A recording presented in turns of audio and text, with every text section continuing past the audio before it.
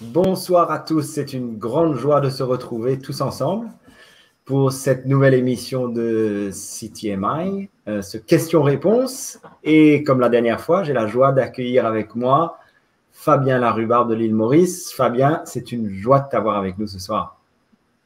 Bonsoir Philippe, moi de même de vous retrouver tous.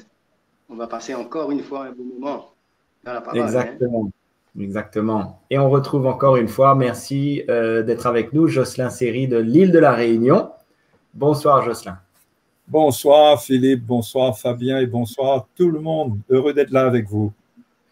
Oui, c'est une grande joie. Et puis, on remercie tous ceux qui nous envoient des messages, de témoignages, combien ces émissions de questions-réponses leur apportent beaucoup d'éclaircissements sur la parole de Dieu, la doctrine de Christ, la vie de l'Église. Et nous sommes très encouragés de tous ces témoignages. Et donc, bien sûr, comme pour chacune de nos émissions, ceux qui nous suivent nous font parvenir beaucoup de questions. Et on a des nouvelles questions encore qui sont venues s'ajouter. Donc, je ne vais pas tarder et on va donc enchaîner avec la première question tout de suite. Jocelyn, je vais t'adresser la première question d'une des personnes qui nous suit, qui nous demande donc dans 1 Jean chapitre 4, verset 18 que je vais vous lire ensemble, pourquoi dit-on qu'il n'y a pas de peur dans l'amour? Alors, je vais lire le verset, la crainte n'est pas dans l'amour, mais l'amour parfait bannit la crainte, car la crainte suppose un châtiment, et celui qui craint n'est pas parfait dans l'amour. Alors Jocelyn, si tu peux nous éclairer sur ce verset. Oui, donc il faudrait tout d'abord, comme d'habitude, je pense qu'il est important de toujours revenir au contexte pour comprendre ce qui se dit. Sinon, on peut interpréter le mot crainte n'importe comment. Mais quand on regarde le verset que tu viens de lire, il faudrait lire aussi, et je vais lire le verset juste avant, il dit, tel il est, tel nous sommes aussi dans ce monde, et c'est en cela que l'amour est parfait en nous, afin que nous ayons de l'assurance au jour du jugement. Et c'est là que le verset 18 commence en disant, la crainte n'est pas dans l'amour. Au fait, cette crainte est en relation avec le jugement, c'est la peur du jugement. Et premièrement, un chrétien, il faut savoir que les chrétiens nés de nouveau ne vont pas en jugement, mais quand un chrétien ne marche pas dans l'amour et que sa vie n'est pas donnée au Seigneur comme il faut, eh bien, quelque part, il n'est pas tout à fait libre dans sa conscience et il peut ressentir comme si qu'il y a une petite condamnation qui veut prendre sa conscience. Et cela est dû justement au fait qu'on n'est pas en train de servir le Seigneur et cela ouvre la porte à un doute et il y a une crainte par rapport au jugement. Mais l'amour parfait bannit cette crainte qui est une crainte du jugement. Ok. Très bien. J'espère que ça a apporté un peu plus d'éclaircissement à cette personne. Alors, Fabien, on va couvrir le sujet des démons. Il y a quelques questions de la part d'une personne qui nous suit. Alors, je vais te poser 2-3 questions puisque ce sont une série de 3-4 questions qui s'enchaînent de la même personne. Cette personne nous dit, Jésus dit que ceux qui croient en son nom chasseront les démons.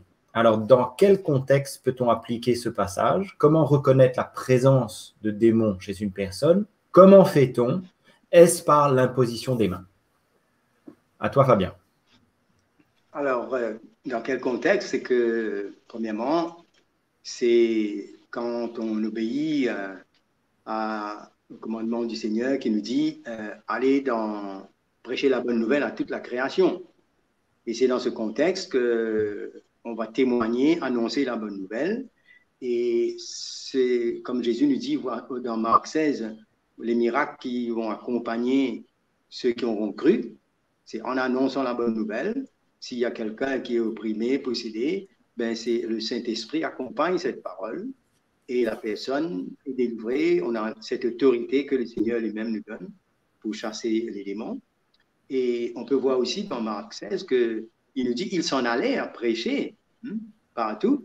Et le Seigneur travaillait avec eux et confirmait la parole par les miracles qu'il accompagnait, y compris chasser les démons. Maintenant, comment pour aller reconnaître la présence d'un démon chez une personne? savez qu'on peut avoir l'exemple quand Jésus était sur la terre et les démons qui manifestaient dans les gens étaient de diverses façons. Il y avait une femme infirme, était courbée. Et je crois que dedans, il n'y a pas une technique, c'est simplement la conduite du Saint-Esprit qui nous emmène, la manifestation du Saint-Esprit et qui expose la présence des activités démoniaques et emmène la délivrance, la guérison. Il y a des personnes qui sont affectées depuis des années par rapport à leur vie, peut-être des blessures ou la sorcellerie ou peu importe comment ça s'est passé. Mais en annonçant l'évangile, la personne qui veut être libérée, c'est par la foi dans la puissance du nom de Jésus. Voilà. Bien sûr, Jocelyn, au cours des questions, et Fabien, si l'un et l'autre vous voulez ajouter, bien sûr, vous n'hésitez pas. Alors, cette personne, toujours sur le même sujet, nous dit, si cette personne qui est justement possédée n'en est pas consciente, et si elle est non repentante, c'est-à-dire qu'elle ne se repent pas dans la présence du Seigneur, alors doit-on chasser quand même ce démon? Et puis elle se réfère à Marc 3, 27 qui nous dit donc personne ne peut entrer dans la maison d'un homme fort et piller ses biens sans avoir auparavant lié cet homme fort, alors il pillera sa maison. Alors comment pouvons-nous aider une personne qui est liée par les mauvais esprits et qui ne peut pas faire son propre choix de venir ou de choisir de se repentir?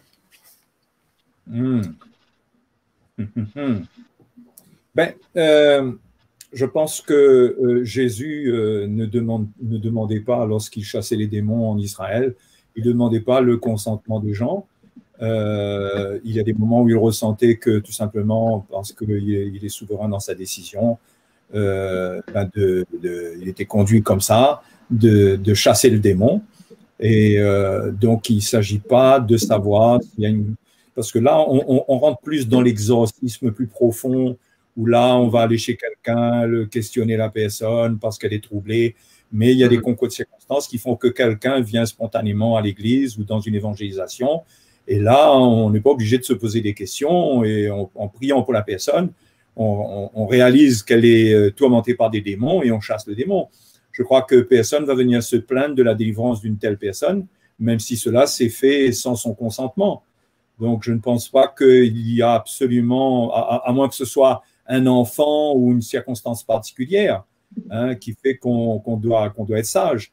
Mais sinon, quelqu'un qui est tourmenté par un démon, la personne peut être d'ailleurs liée au point où elle n'a même pas la force de dire quoi que ce soit. Et je pense que toute l'aide doit venir de l'extérieur.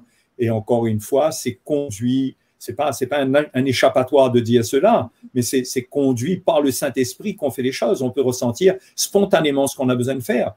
Donc, l'histoire du consentement, je ne pense pas que c'est une condition absolue. Et voilà. Oui, c'est vrai, je sais. Et c'est qu'on peut voir que dans les campagnes d'évangélisation, il y a des gens qui ne se réalisent même pas qu'ils étaient possédés. Et Exactement. Dans la présence du Seigneur, la manifestation du Saint-Esprit, tout à coup, on voit que les démons sortent. Certains qui hurlent sont projetés, peu importe, et ils ne peuvent pas tenir devant la présence du Saint-Esprit lorsque la parole de Dieu est annoncée, et le Seigneur vient pour libérer les captifs. Donc le Seigneur, par son esprit, il sait ce qui se passe dans la vie d'un homme, et les démons aussi reconnaissent la présence de Dieu, et ils sont exposés, ils sortent dans la présence de Dieu. Cela accompagne l'évangile. Voilà. Exactement. Tout à fait. Alors, nous allons passer à la prochaine question. Jocelyn, est-ce que tout chrétien qui a accepté l'évangile peut chasser les démons ou prêcher l'évangile? Si oui, pourquoi on nous dit qu'il faut avoir le mandat divin? Sinon, si on n'a pas ce mandat, les démons et les sorciers peuvent nous tuer et que c'est une charge qui est uniquement pour les pasteurs. C'est pas ce que la parole de Dieu nous dit. La parole de Dieu nous dit que ceux qui auront cru, voici les miracles qui les accompagneront, à savoir que, entre autres, ils chasseront les démons. Donc, ça ne stipule pas que ça doit être absolument un pasteur qui doit chasser un démon. Il n'y a pas de mandat spécial pour chasser un démon. Il n'y a pas d'autorité qui est donnée à quelqu'un en particulier. Mais ceux qui croient, Et d'ailleurs, quand on est chrétien, on exerce le ministère. Bon, être tué ou quoi, bon, ça, c'est l'effet de la persécution, ça peut toujours arriver. Mais de parler d'être sous la menace directe de sorciers qui peuvent nous tuer, certainement pas, puisque la Bible nous montre bien et nous parle clairement de notre séparation avec les ténèbres. L'ennemi n'a aucun pouvoir sur nous. Donc, tous les chrétiens peuvent prêcher l'évangile, annoncer, proclamer l'évangile, et s'il y a lieu, de chasser des démons sans problème. Ensuite, tout cela dépend de la foi de la personne, parce qu'il y a des chrétiens qui, même qu'ils soient chrétiens, ils ont peur de chasser des démons et ils ont peur de certaines manifestations. Tout cela dépend de la foi qui anime le chrétien. Mais à la base, on peut dire que généralement, tous les chrétiens peuvent chasser des démons et annoncer l'évangile de Jésus en témoignant de sa parole. Exactement. D'ailleurs, c'est le grand commandement de Jésus. Oui, si je peux me permettre, des fois, on part dans une maison ou quelque part, on ne sait même pas si la personne est possédée ou non. C'est pendant qu'on est en train de partager et tout que le Seigneur libère la personne. Et la personne qui est là pour emmener l'évangile, ben, dans sa foi, le Seigneur se sert de lui. Peu importe s'il est rempli du Saint-Esprit, il a la foi, le Seigneur va se servir de lui. Exactement. Voilà. Donc, allons et prêchons l'évangile et, si nécessaire, imposons les mains aux malades, ils seront guéris. Et puis, s'il y en a qui sont possédés, ben, le Seigneur nous accordera tout ce qu'il faut pour chasser les démons en son nom. On attend ce temps où tous les chrétiens sont réveillés, sont remplis de l'esprit, sont zélés, et ils se mettent à l'œuvre, et ils se retrouvent comme ça, presque dans le camp de l'ennemi. Ils vont faire des expériences extraordinaires. Il n'y a pas à craindre. Il faut être rempli du Saint-Esprit pour vaincre la crainte. Exactement. Voilà. Oui. Alors, Fabien, cette question, on parle souvent des églises où il y a de la sorcellerie. Alors, peut-être plus dans certaines parties du globe que d'autres. N'est-ce pas que dans une bonne église qui est fondée sur la bonne doctrine, ces activités démoniaques se détectent vite? Fabien? Très certainement, parce que bon, la sorcellerie n'a pas sa place dans l'église. Toutes ces activités démoniaques. Hein? Et donc, je crois que ces choses arrivent quand il y a des compromis, il y a la superstition, les gens sont liés dans toutes sortes de choses ténébreuses. Mais dans une église qui est sur un bon fondement, où il y a la présence du Saint-Esprit, où il y a la foi, hein, où les chrétiens sont en train de marcher dans l'esprit de l'Évangile, mais s'il y a quelqu'un qui est impliqué dans la sorcellerie, la sorcellerie n'a pas sa place dans une véritable église. C'est le lieu où le Seigneur est présent, les gens sont libérés, sont libres de leur passé et de toutes ces choses ténébreuses. Donc, il y a une séparation complète. La sorcellerie n'a pas sa place dans l'Église. Mais oui. Mais on a du mal à s'imaginer que dans l'Église aujourd'hui, il peut encore avoir de la sorcellerie. Oui, mais c'est très commun. C'est très commun. On va le dire, hein, en Afrique, là où on voyage, on a des témoignages de chrétiens et de serviteurs de Dieu qui sont au courant de situations troublantes, où les pasteurs eux-mêmes, parfois, pratiquent la sorcellerie. Donc, je ne veux pas amener le doute et la peur chez les chrétiens qui nous écoutent, mais ça arrive. Mais c'est sûr que dans une église qui est bien fondée, ce ne sont pas les chrétiens qui sont tourmentés, ce sont les démons qui seraient tourmentés. Une église qui est bien fondée, où la parole est annoncée, les chrétiens célèbrent le Seigneur, ils sont remplis d'esprit, ils sont dans la communion fraternelle, ils se connaissent les uns les autres. Comment quelqu'un va-t-il vivre avec sa petite pratique ténébreuse au milieu d'une telle église? Je ne peux pas concevoir ça. Hein? Exactement. D'où justement l'importance de voir les 5 ministères présents au milieu de l'église et la bonne doctrine, la saine doctrine revenir dans l'Église, puisque quand la saine doctrine est prêchée et que les 5 ministères sont à l'œuvre, toutes ces choses finalement disparaissent, la lumière de la parole vient et enlève toutes ces choses des églises. Mais oui, les 5 ministères, quand on regarde ce que Paul dit dans Éphésiens 4, c'est que ça amène la plénitude de Christ. Ça amène la plénitude de Christ, d'accord? C'est l'investissement de tout ce que le Seigneur est. On ne voit pas comment le Seigneur, remplissant les cœurs, remplissant l'Église, quelle place il y aurait encore pour n'importe quelle activité, démoniaque ou autre. C'est pas possible. Oui, avec l'enseignement de la parole, la vérité rend les gens libres. Les gens, on ne veut plus retourner dans toutes ces superstitions et tout ça. Et toutes ces pratiques sont exposées et disparaissent. Exactement. Exactement. Alléluia. Jocelyn, on reste avec toi. Je suis baptisé depuis mai, nous dit cette personne. Je continue à fumer. J'ai essayé d'arrêter, je n'y arrive pas, je lis la parole, je prie, mais je ne suis toujours pas délivré de cette dépendance. Qu'est-ce que je dois faire? Eh bien, persévérer avec le Seigneur, parce que c'est par la persévérance qu'on hérite des promesses.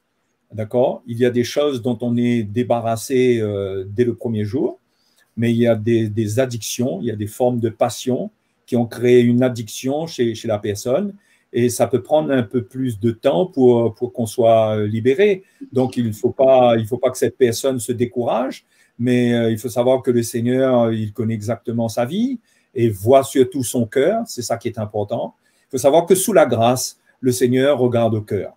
Il regarde à la foi, à la persévérance, et il ne faut pas regarder se faire un point de blocage avec une telle situation, mais il faut persévérer avec le Seigneur, le chercher, marcher avec lui et continuer à lire sa parole, comme cette personne le dit, continuer à prier. Et il y a un temps où Dieu, qui est fidèle, sera fidèle à un rendez-vous particulier pour que la libération se passe. Hein. Et il ne faut pas non plus que cette personne associe cela absolument à un démon aussi. Hein. C'est juste une passion, c'est quelque chose qui est addictif, c'est quelque chose qui est dans la chair. Hein. Donc, ça n'a rien à voir avec des démons. Il faut persévérer, hein, servir le Seigneur, le chercher, et le Seigneur sera au rendez-vous. Et parfois, ça se fait d'un seul coup, la libération. Parfois, ça se fait progressivement. Ce n'est pas le même processus chez tous les chrétiens. Il ne faut absolument pas se décourager ni se condamner dans une telle situation. Et ce ne sont pas des choses qui souillent l'âme, n'est-ce pas? Oui, l'accusation vient du côté du corps qui est vu comme étant le temple du Saint-Esprit, d'accord?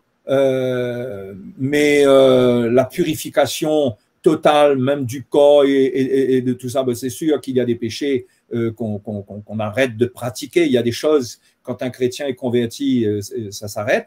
Mais tout ce qui est encore attaché à son corps, il y a des mauvaises habitudes, il y a des choses qui peuvent être là.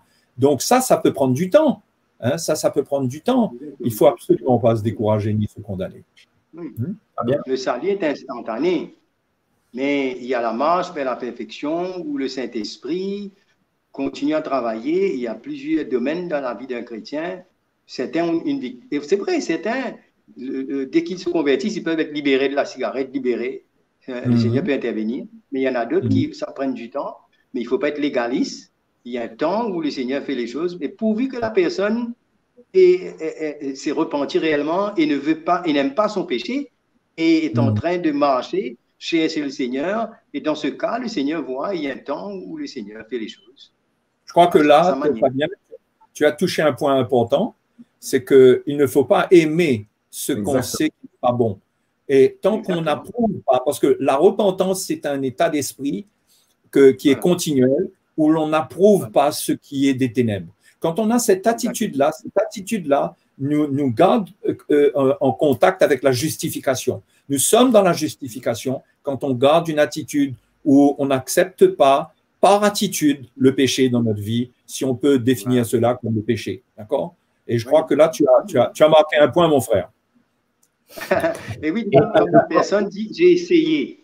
Tu vois, donc il est en train de faire ses efforts. Mais il y a une chose qu'il doit comprendre, que ce n'est pas ses efforts. Son attitude est bien, mais c'est l'Esprit de Dieu qui va faire le travail. C'est la grâce de Dieu dans sa vie. Voilà. Exactement. Le Seigneur se montrera fidèle, il n'y a aucun doute. Amen. Voilà, j'espère que ce frère ou cette sœur ont été encouragés par cette réponse, de continuer à servir le Seigneur, de s'approcher du Seigneur, et certainement que le Seigneur, là où le rendra libre très rapidement.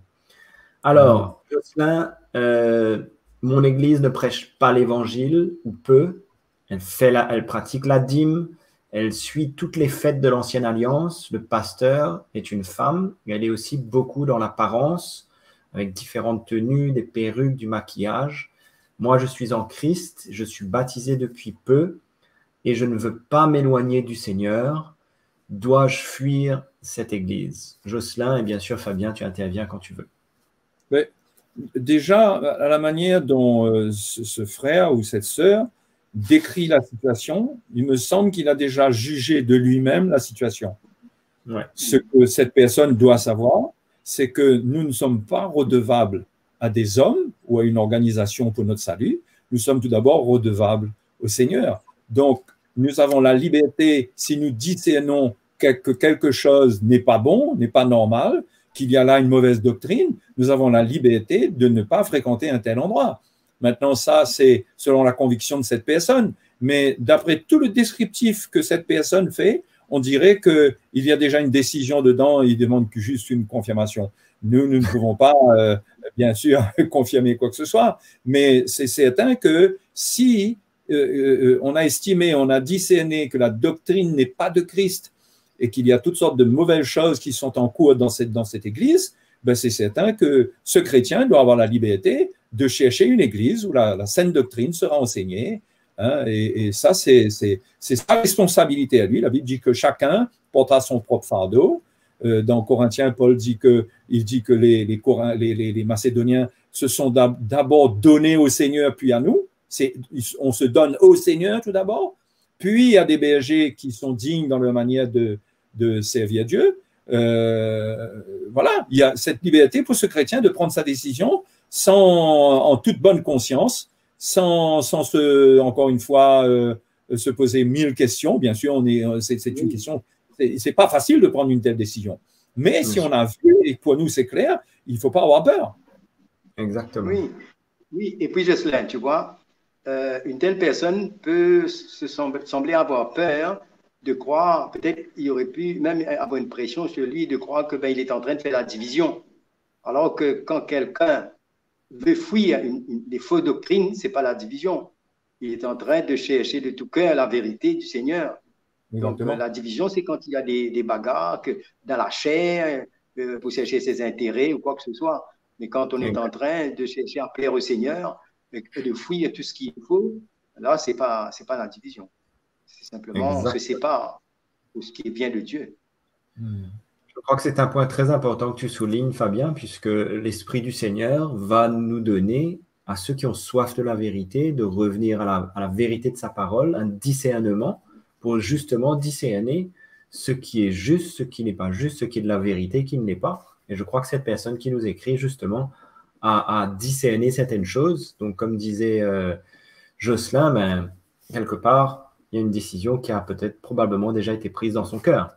Ouais, mais ça, c'est un peu différent de quelqu'un qui dit je ne sais pas s'il faut rester dans cette église parce que j'ai l'impression que les frères et sœurs ne m'aiment pas. L'église, elle n'est pas parfaite. Les frères et sœurs, tel frère, il est comme ci, telle sœur est comme ça. Là, on n'est pas en train de parler des petits défauts qu'on doit supporter dans l'amour. Là, la personne décrit une situation qui expose une doctrine. Et là, c'est du sérieux, parce que ça veut dire qu'il y a une influence sur sa vie, il reste en contact avec une influence, parce que qui dit doctrine dit influence, il reste en contact avec un enseignement qui déraille. Voilà. Tout à fait. Tout à fait. Alors, prochaine question, Fabien. Cette personne voudrait éclairer à la lumière d'un verset que je vais vous lire dans 1 Timothée chapitre 2, versets 9 et 10. On va aborder un petit peu la question de la parure extérieure des femmes, etc. Alors, les deux versets que cette personne nous mentionne sont donc 1 Timothée chapitre 2, versets 9 et 10 que je vais vous lire. Je veux aussi que les femmes vêtues d'une manière décente, avec pudeur et modestie, ne se parent ni de tresses, ni d'or, ni de perles, ni d'habits somptueux, mais qu'elles se parent de bonnes œuvres, comme il convient à des femmes qui font profession de servir Dieu. Alors, cette personne aimerait être un petit peu éclairée sur ce verset, probablement dans le monde qu'on vit aujourd'hui. Oui, mais c'est clair qu'un chrétien qui marche dans la sanctification, Mais je crois qu'il va éviter des tenues mondaines qui exposent son corps et qui ne conviennent pas à la sainteté. Et je crois qu'un enfant de Dieu qui marche ainsi dans la crainte de Dieu, il va vouloir se faire respecter dans tout ce qu'il fait, dans ce qu'il dit, dans sa conduite et même par la manière dont il s'habille. Le chrétien va se faire respecter. Donc, ce n'est pas interdit pour une sœur de se faire belle, mais toujours dans le respect. Je crois que c'est comme cela que le Seigneur nous emmène à nous conduire dans l'Église du Seigneur. Quand quelqu'un a la crainte de Dieu, personne n'a besoin de lui dire comment il doit s'habiller, quel principe qu'elle doit admettre. Je crois qu'il y a le témoignage de l'Esprit, comment elle doit se présenter devant l'Église et dans la société. Tout à fait.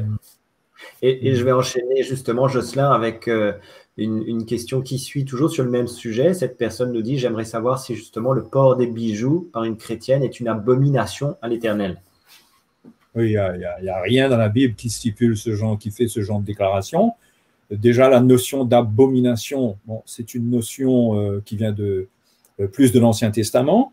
Ça ne veut pas dire que sous le Nouveau Testament, sous la Nouvelle Alliance, il n'y a pas des choses qui soient abominables. Il y en a. Mais très souvent, quand on aborde les sujets avec cette définition, ça donne un petit côté très, très légaliste. C'est comme si que ça vient un peu de la loi. Mais ce qui est certain, pour revenir à l'histoire des bijoux, c'est qu'il n'y a rien dans la Bible qui dit qu'une femme, il lui est interdit de porter des bijoux, et encore plus, certainement pas que c'est une abomination. Hein, je crois qu'il faut rester avec ce que la parole de Dieu dit, et il faut écarter tout ce que la parole de Dieu ne dit pas. Exactement. Alors, on va aborder 2-3 questions qui couvrent le sujet de la musique. Un sujet important, la musique dans l'Église. Alors, on sait que récemment, il y a eu plusieurs sujets. Mickey a partagé il y a 2 dimanches justement au sujet de la musique dans l'Église. Cette question nous vient, pensez-vous vraiment, Fabien, peut-être tu pourras y répondre, comme dit dans le message d'un dimanche, qu'on ne peut pas louer ou adorer le Seigneur avec les rythmes de musique de nos cultures. Donc, doit-on uniquement le faire avec des rythmes qu'on connaît aujourd'hui, en majorité reçus de la culture occidentale, classique en général? Fabien. Bien. Donc, nous voyons que dans la parole, il nous est dit de louer le Seigneur avec des différents instruments de musique. Hein. Il y a toutes sortes de musiques, des instruments. Et dans différents pays, il y a des différentes musiques, des instruments.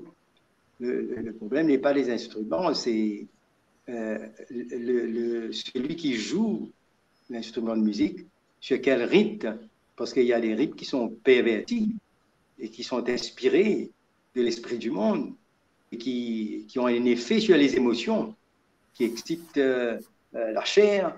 Donc, quand on loue le Seigneur, on a besoin d'avoir un discernement et de faire la différence entre ce qui est bienséant et une musique qui est pervertie. Hein. Donc, je crois que je suis déjà parti dans différents pays. Je vois qu'il y a les instruments de musique ne sont pas pareils, bien sûr, mais dans tout ce qu'on fait, il y a là un parfum qui doit dégager. Ça peut être animé d'un bon esprit, d'une bonne attitude, mais ça peut être animé aussi de cette musique mondaine qui est pervertie et que l'ennemi peut se servir de ça pour affecter les émotions et on revit encore les choses d'autrefois. Donc, je crois que nous avons besoin de discerner dans quel rythme nous louons le Seigneur. Il y a des musiques qui emmènent les gens à s'exciter, à entrer dans la chair, dans les émotions. Donc, c'est de ça qu'il s'agit ici. Ça dépend de qui joue la musique et de quelle inspiration il est en train de jouer la musique. Quand on veut adorer le Seigneur, je crois que le Saint-Esprit est bienséant, premièrement.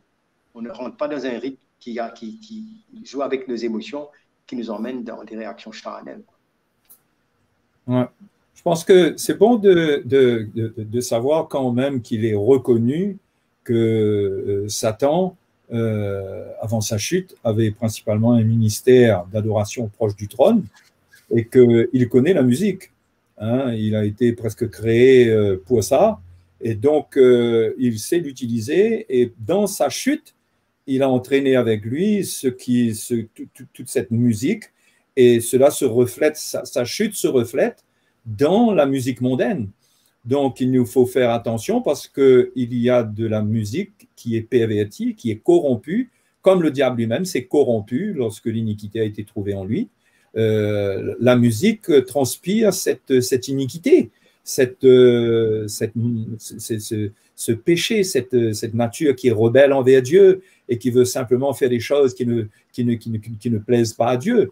Donc, il y a des rythmes, puisque cette personne parle de rythme, il y a des rythmes qui ont été corrompus, qui contiennent des éléments, qui suscitent des choses charnelles dans la chair, parce que l'ennemi sait qu'en ajoutant ces éléments dans ces rythmes, il suscite de l'impureté, il suscite des choses qui sont mauvaises. Il peut même prendre le contrôle de certaines attitudes. Je lisais un article récemment qui disait comment le rap, par exemple, ça rend les gens violents. C'est quelque chose que c'est quelqu'un du monde qui le dit. Hein. Le jazz a tendance à faire acheter un peu plus. Il y a des musiques comme ça. Le rock rend violent. Il y a des gens qui vous disent ouais, ben la musique, le rock, même le rock chrétien. L'article que je lisais disait qu'on avait mis là un œuf et l'œuf avait cuit tout seul dans un concert de rock. C'est pour vous dire comment la musique a une action sur tout ce qui est vivant. Hein? Et comme nous sommes vivants et nous sommes des êtres qui avons une certaine forme de vibration, si je peux parler comme ça, je ne veux pas tomber dans le truc un peu mystique là, mais c'est sûr que la musique a un accès très profond.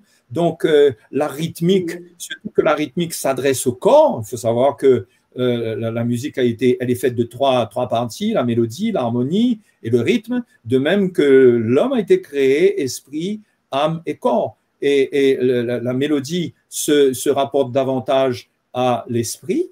L'harmonie, c'est l'âme. L'âme répond à l'harmonie. Et la rythmique est quelque chose qui s'adresse au corps. Or, notre corps est encore très sujet à la faiblesse, puisque notre corps est une partie de nous-mêmes qui n'a pas encore vécu la puissance de la rédemption. Donc, notre corps répond encore à des choses qui ne sont pas bonnes. Et là, ça devient dangereux quand la musique est pervertie. Et le diable sait ce qu'il fait.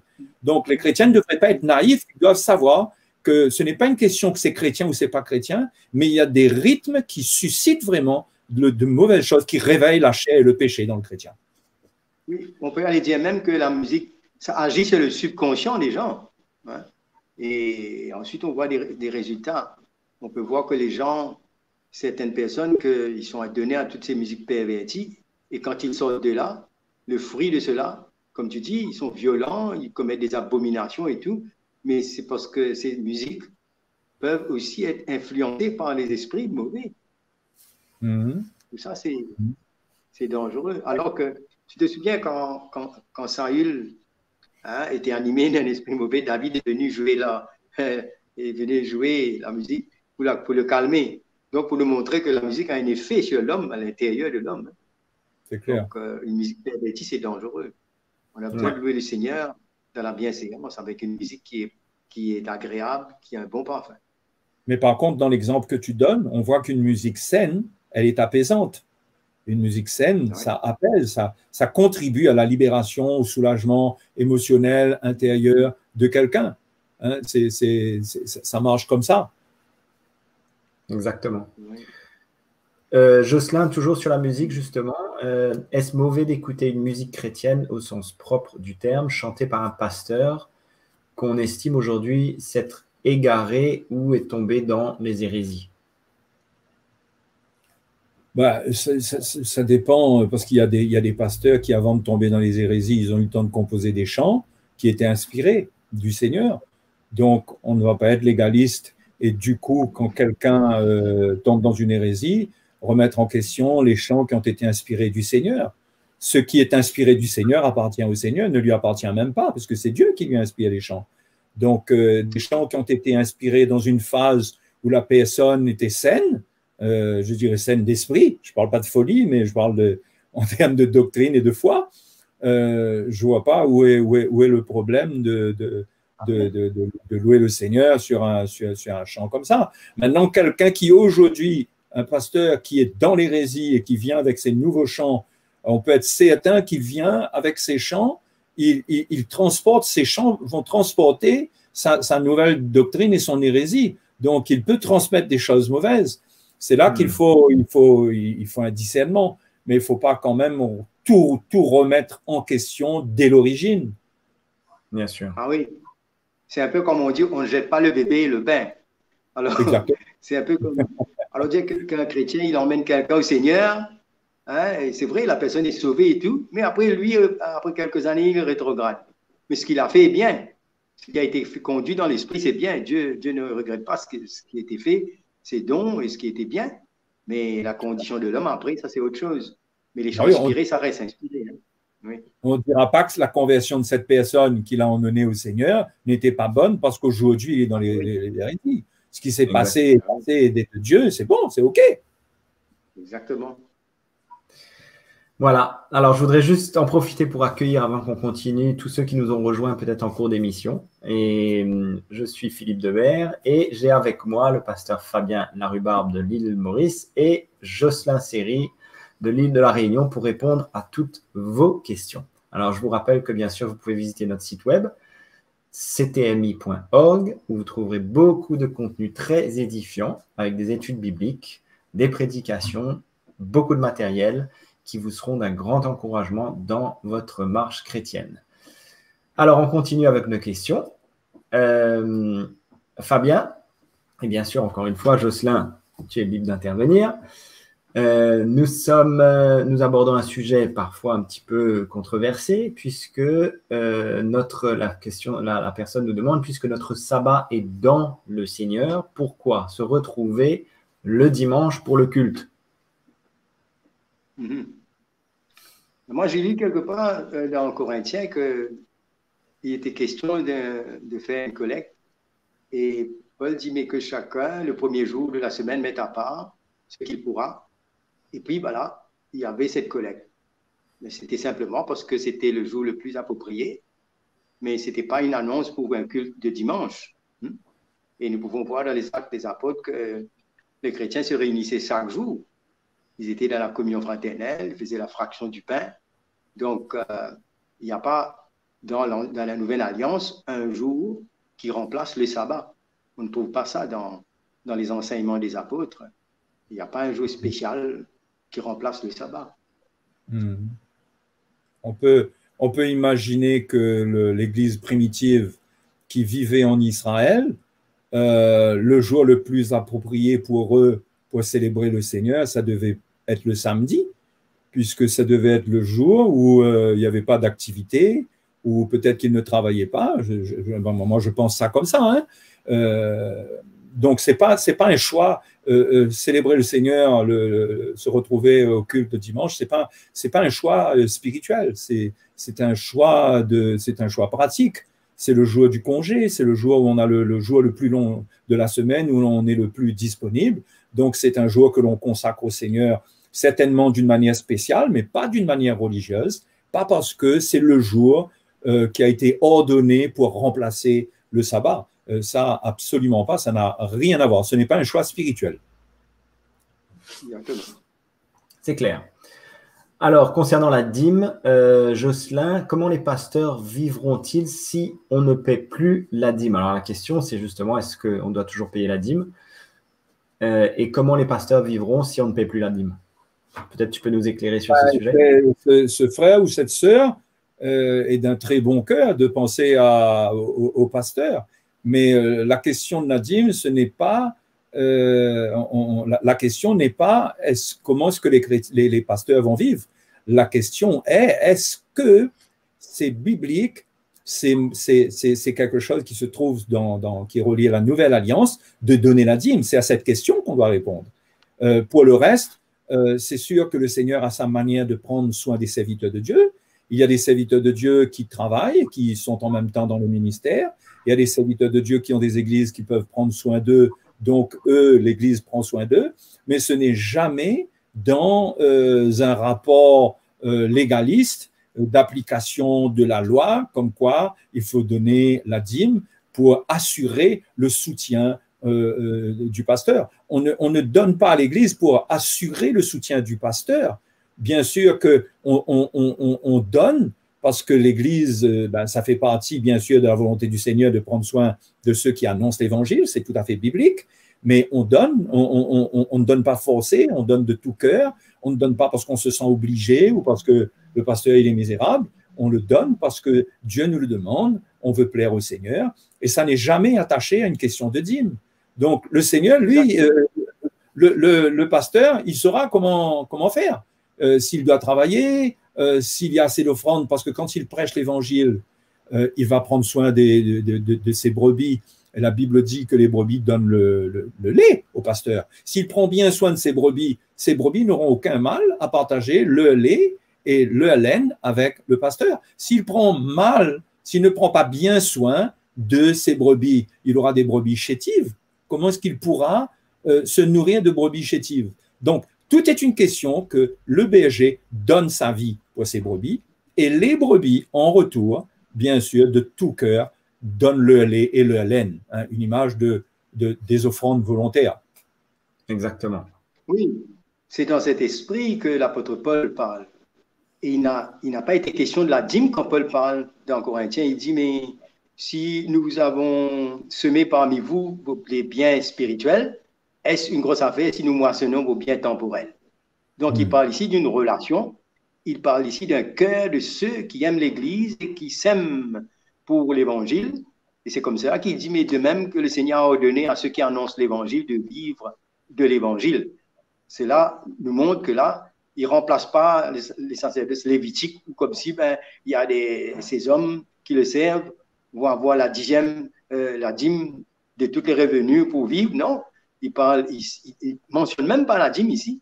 Il parle ici d'une relation et d'un cœur qui aime l'Église et qui aime les serviteurs de Dieu. Et je crois que ce cœur-là dépasse même la dîme.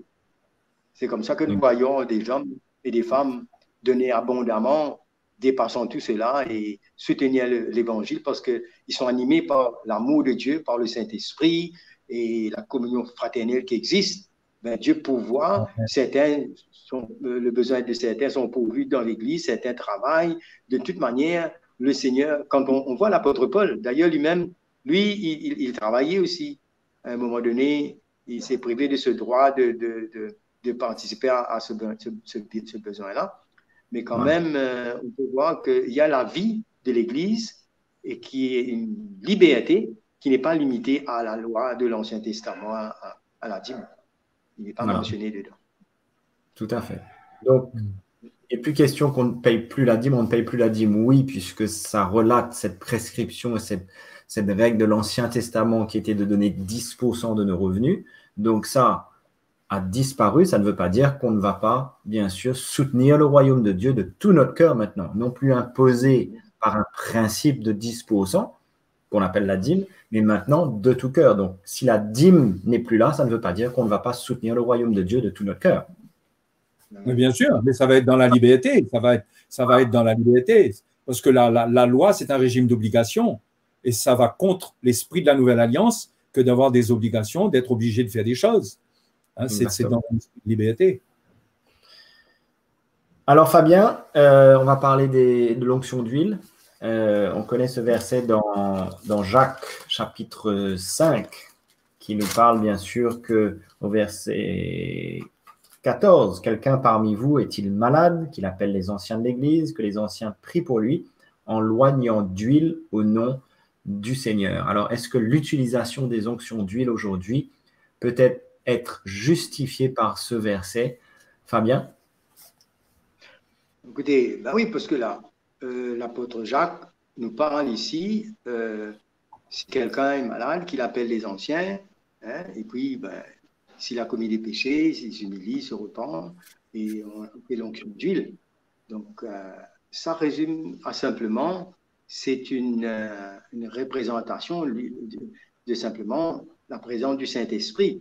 Mais l'huile en elle-même, c'est quand on va à l'extrême pour croire que cette huile-là, c'est spécial, mais ce n'est pas l'huile qui va guérir, c'est simplement un point de contact. C'est comme quand on impose les mains. Il n'y a rien de spécial dans notre main qui va guérir. Donc, je crois qu'ici, c'est simplement, cela nous montre la présence du Saint-Esprit, il y a un cœur qui s'humilie, et donc on peut faire cela. La personne peut être guérie, mais ce n'est pas obligatoirement dans tous les cas où on doit faire l'onction d'huile, mais il y a des situations où on peut être conduit dans une liberté. Il n'y a rien qui est fait comme un principe, et encore que l'huile n'est pas une huile spéciale où on fait quoi que ce soit avec, c'est simplement une obéissance, l'exercice de notre foi, c'est tout. Hein. Il n'y a rien de technique dedans. Il est bon de noter quand même que la Bible dit si quelqu'un est malade, qu'il appelle les anciens et que les anciens loignent d'huile. D'accord? Donc, un chrétien qui appelle les anciens pour faire l'onction d'huile, je crois que c'est la première démarche qui va déclencher cette, si je puis dire, cette procédure. Ce n'est pas une procédure, mais cette manière de faire. C'est sur la demande du chrétien. Ça ne veut pas dire que ça doit être absolument comme ça, mais en tous les cas, Jacques présente cela comme cela. Et quand ça se passe comme ça veut dire que la personne qui est malade, qui est peut-être chez elle, elle a la foi que le Seigneur peut la guérir, elle a la foi qu'en faisant les choses selon les Écritures, sa guérison va venir, elle appelle les anciens font onction d'huile, et on peut s'attendre dans ce cas, sur l'obéissance à la parole de Dieu, à voir un miracle se passer. Exactement. D'ailleurs, c'est pour ça qu'il dit au verset 15, la prière de la foi sauvera le malade. Exactement. Oui. Et c'est vrai, Philippe, juste en passant, je me suis vu dans une situation comme celle-là. Il y avait un frère qui était gravement malade. Sa peau brûlée, il était dans une situation extrême. Et c'était un dimanche matin, juste avant le culte. Il habitait très loin. Il a fait appel et il a fini de convenir avec sa femme que j'allais venir et qu'il a demandé de faire l'onction d'huile. Et je suis allé là-bas. Je suis rentré dans la salle, on n'a même pas causé beaucoup. Je suis simplement parti parce qu'on ne pouvait même pas le toucher, il ne pouvait même pas parler. Et on a fait l'onction d'huile et je suis parti. Et puis, deux jours après, fini, il était guéri. Il a rendu témoignage. Donc, on peut voir, c'est l'obéissance, c'est la foi. C'est la foi de la personne qui déclenche tout ça. Voilà. Exactement. Et le Seigneur honore cette foi. Tout à fait.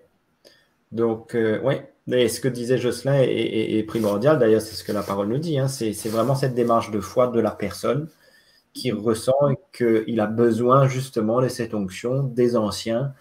Et c'est tellement précieux. Et on voit et on a vu et on continuera à voir beaucoup de miracles et beaucoup d'interventions du Seigneur. Amen.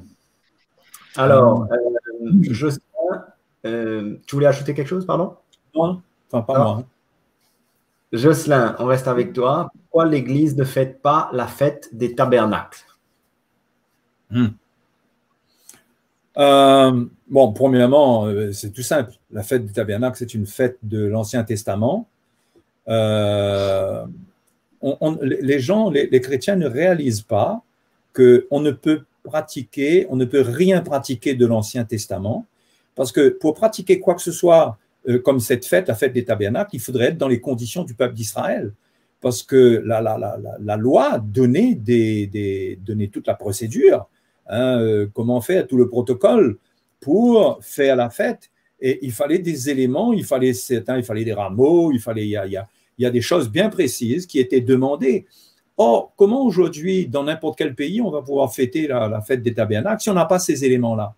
Parce que, moi, je pars de ce principe, je pars de ce raisonnement, mais on n'a même pas besoin d'aller dans ce raisonnement, puisque c'est une fête de l'Ancien Testament. Mais c'est juste pour bien comprendre que pour fêter une fête de l'Ancien Testament, il faut la fêter exactement comme c'est écrit dans la parole de Dieu. Parce que Dieu, quand il a écrit, quand il a donné des prescriptions, cela devait être suivi à la lettre.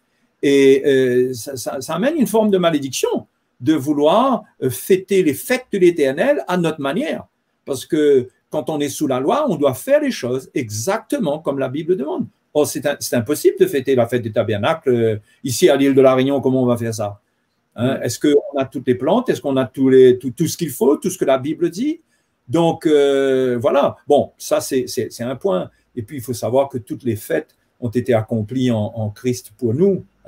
Il n'y a rien que nous sommes appelés, nous, à fêter. Toutes ces choses étaient des images, des ombres, des choses à venir. Les choses à venir qui nous concernent aujourd'hui sous la Nouvelle Alliance. Donc, nous n'avons absolument rien à voir avec ces fêtes. Tout à fait. Fabien, tu voulais rajouter quelque chose? C'est bon? Non, c'est clair, c'est bien.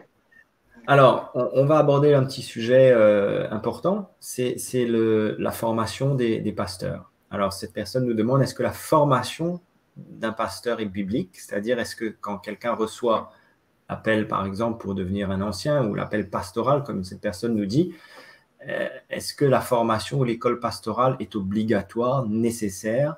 Fabien, peut-être tu peux commencer à nous répondre, et Jocelyn, tu interviens. Mais on va revenir aux Écritures. Notre exemple, c'est l'Église primitive. Exactement. On voit que Pierre et Jean, la manière que l'Esprit de Dieu les a utilisés, le discours de Pierre aux 3000 âmes était sauvé. Pierre n'est pas passé par une école, mais c'était un appel, c'était une onction, et c'était sa vie livrée pour paître le troupeau. Jésus lui a dit d'ailleurs, même tu paie mes brebis. Donc il y a une formation, vous savez, il y a ce côté talent, charisme, intelligence, ça n'a rien à voir avec la manière que Dieu construit l'Église. Parce que, d'ailleurs, ils ont dit, mais Pierre et Jean, c'était des hommes sans intelligence, ce n'étaient pas des intellectuels. Alors, on peut avoir un bagage intellectuel et connaître la Bible, mais sans l'onction, sans l'appel de Dieu, ça n'emmène rien dans l'œuvre du Seigneur. Et quand nous voyons dans l'épître de Paul à Timothée, quand il lui parle des évêques, c'est-à-dire des bergers, de ceux qui allaient prendre la charge du troupeau, nous voyons qu'il nous parle que l'évêque doit être irréprochable, mari d'une seule femme, le côté moral, le côté sobre, modéré, réglé dans sa conduite, hospitalier. Et en dernier lieu, il parle de propre à l'enseignement. Ensuite, il parle qu'il ne soit pas donné au vin. En fait, tout ça parle de diriger sa maison, et tout ça parle ici de son caractère, de sa vie donnée, de son amour pour le peuple de Dieu. C'est tout ça qui qualifie le serviteur de Dieu. Parce que vous savez que ça sera à l'école biblique et apprendre beaucoup de choses, connaître beaucoup de choses, mais dans la vie pratique de l'Église, c'est un monde de différence. Je suis témoin de cela. J'étais un élève, j'étais premier à l'école biblique et tout, mais quand j'étais sur le terrain, c'était mon cœur qui devait parler, c'est ce que Dieu pouvait faire dans ma vie, qui pouvait aller nourrir les gens. Quand les gens souffrent, quand les gens sont blessés, ce n'est pas ma connaissance intellectuelle de la parole de Dieu qui peut ajouter quoi que ce soit dans la vie. C'est la vie de l'esprit, c'est ma vie, c'est l'humilité, c'est le brisement, c'est ce que Dieu fait dans ma vie, et c'est son onction qui fait toute la différence. Je crois qu'aujourd'hui, on est allé bien loin. Dommage que le charisme, l'intellectuel et tout ça qui ont pris le dessus. Mais l'Église est construite avec des cœurs et avec une formation de l'esprit dans la vie des hommes. Amen. Ça, c'est important.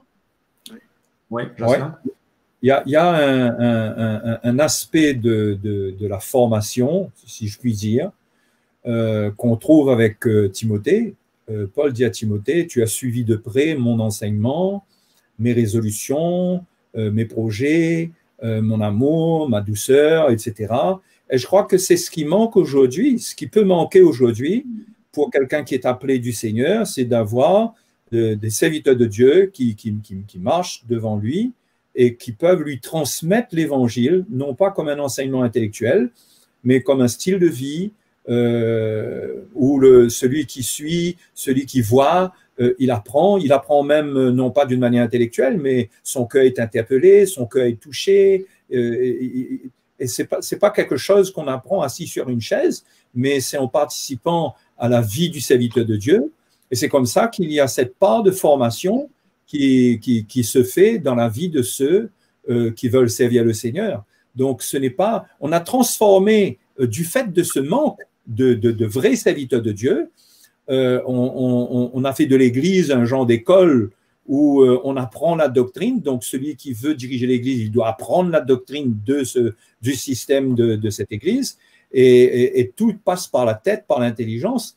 Mais ce n'est pas comme ça qu'on voit la formation des jeunes serviteurs de Dieu. Timothée a suivi Paul de près, il a vu ses projets, il a vu quelles étaient ses résolutions, il a vu ses combats, il a vu comment il surmontait même ses faiblesses, il a vu comment il triomphait dans la foi. Il a été témoin de tout cela et il a appris sur le tas. Je crois que l'école de l'esprit, on apprend sur le tas. Et c'est là que les choses se forment dans le cœur. de ceux qui sont appelés à servir le Seigneur. Maintenant, ça ne veut pas dire qu'on ne peut pas avoir quelques cours bibliques, qu'on ne peut pas avoir des précisions sur la doctrine et tout ça. Sûrement que Paul devait consacrer du temps à Timothée, c'est certain, puisqu'il lui dit de s'appliquer à la lecture jusqu'à ce qu'il vienne. Donc, Paul ajoutait à l'enseignement de Timothée. Mais le principal point, c'est la connexion dans l'esprit avec quelqu'un qui porte le cœur du Seigneur. Et c'est là, je crois, que l'onction apostolique de l'apôtre joue un rôle important, puisque c'est celui qui, dans l'autorité, est en position de transmettre les choses d'une manière encore plus claire. Maintenant, dans tous les endroits, tous ceux qui sont associés à cette onction, qui portent cet évangile, doivent être des modèles, puisque Paul dit aux chrétiens d'imiter, de suivre ceux qui portent le modèle que eux ils ont, qu'ils représentent. Donc, il n'y a pas de problème de suivre des gens qui ont le dépôt du Seigneur. Et je crois que c'est une question, il y a beaucoup une question de relation. Et là aussi, il y a un petit défaut. Je crois que dans l'Église, il y a quelque chose qui doit être restauré parce qu'on doit comprendre qu'est-ce qui empêche la relation, qu'est-ce qui empêche que certaines personnes ne viennent pas dans la relation. Et souvent, c'est le légalisme, c'est qu'on veut apprendre des principes, c'est qu'on va déborder dans la chair, on va décourager les gens qui vont vouloir apprendre de nous. Et c'est là que l'esprit de grâce est important. C'est là que ce cœur de père, ce cœur de serviteur de Dieu qui accueille pour former avec douceur, etc. Bon, tout ça, c'est un même esprit, c'est l'esprit de la Nouvelle Alliance qui permet la formation et l'éclosion de l'appel de Dieu dans la vie des serviteurs de Dieu.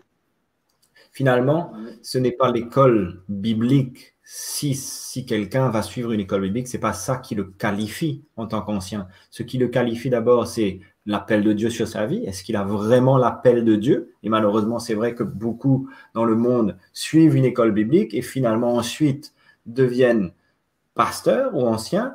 Et est-ce qu'ils avaient au départ même l'appel de Dieu sur leur vie? C'est une question importante. Mais pour ceux qui ont l'appel de Dieu, finalement, l'école biblique n'est pas la chose indispensable. Et je crois que, comme Fabien l'a dit, le plus important, c'est justement que ce soit quelqu'un, d'ailleurs, ça mentionne qu'il ne soit pas quelqu'un qui est un nouveau converti, de peur que, enflé d'orgueil, il ne tombe sous le jugement du diable. Et il parle aussi, Timothée, un petit peu plus loin, à propos des diacres. Mais finalement, ça parle justement de cet appel. Il dit les diacres, qu'on les éprouve d'abord, et qu'ils exercent ensuite leur ministère s'ils sont sans reproche. Finalement, on réalise et on voit comment un homme doit être éprouvé, justement en suivant, tu parlais de ça, Jocelyn, en suivant ceux qui sont devant nous. Encore faut-il avoir des modèles. C'est tellement important aujourd'hui d'avoir des modèles dans l'Église, des vrais serviteurs de Dieu, des vrais modèles, selon la parole, qui prêchent et qui annoncent l'Évangile et la pure doctrine de Christ. Mais quand on a des hommes comme ça, qui sont vraiment des serviteurs de Dieu, des vrais bergers, qui aiment l'Église, on les suit, on apprend. Finalement, la meilleure école, c'est d'être à leur côté et de voir justement, comme tu as dit, comme Timothée était aux côtés de Paul. Il avait vu tout ce que Paul vivait. Et tu as abordé ces points. Il a suivi de près son enseignement, sa conduite, ses projets, sa foi, sa douceur, son amour, sa constance, mais pas seulement ça aussi. Ses persécutions, ses souffrances, etc. Il a appris, en voyant Paul, des choses qui sont tellement plus riches que de passer par une école biblique, bien que rien n'empêche, bien sûr, de passer par une école biblique si on en a l'occasion. Mais ce n'est pas ça qui qualifie un ancien et un pasteur, n'est-ce pas? Mais oui, quand tu viens de citer ce verset où Paul dit à Timothée qu'il a vu ses souffrances, c'est très intéressant. Parce que ça nous montre que Paul apprenait le message de la croix. Il ne l'apprenait pas comme une doctrine intellectuelle, mais il voyait Paul dans ses souffrances, s'identifier aux souffrances de Christ, puisque Paul mentionne cela aux Colossiens, il mentionne cela aux Éphésiens, comment il y a cette identification, et aux Philippiens aussi. Et dans toutes les lettres de Paul, cela se reflète souvent, ça ressort. Et Paul a été témoin de cela. Et il a vu les victoires de Paul en prenant sa croix. Donc ça, c'est important parce que si on n'a pas de modèle de gens qui prennent leur croix, comment est-ce qu'on va concevoir la croix? On ne peut pas la concevoir comme ça actuellement. Oui, et tu sais, Jocelyn, dans la vie de tous les jours, en tant qu'un ancien, on paie le troupeau de Dieu. Ben, nous, on a aussi nos manquements, on fait des erreurs des fois. Mais quand les gens nous regardent comme des gens qui connaissent les Écritures, ils peuvent pas, comme si on est obligé d'avoir raison en tout. Et à ce moment-là, on n'a pas une attitude pour même s'humilier, même pour que les gens ressentent notre cœur, mais tout est là, à la lettre, et la lettre tue. Mais alors que moi, je me suis vu, en sortant de l'école biblique, je croyais qu'avec mes 2 années d'école biblique, j'allais pouvoir construire l'église, j'avais tous mes notes, sur tous les sujets, j'avais des choses à répondre. Mais quand je me suis vu avec des gens avec des cœurs durs, tous mes enseignements sur le pardon, sur la repentance, sur l'autorité, la soumission, rien n'a pu changer ces gens.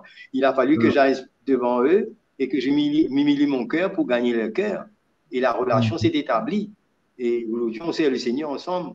Moi, ça a marqué ma vie. Donc, tout ce que j'avais appris à l'école biblique, même sur le pardon et tout, n'a pas marché. Ça restait juste dans la tête. Mais la vie de l'esprit, la conduite de l'esprit, l'humilité et toutes ces choses-là, ben ça ne s'apprend pas à l'école biblique. Ça s'apprend sur le tas quand on marche avec les gens.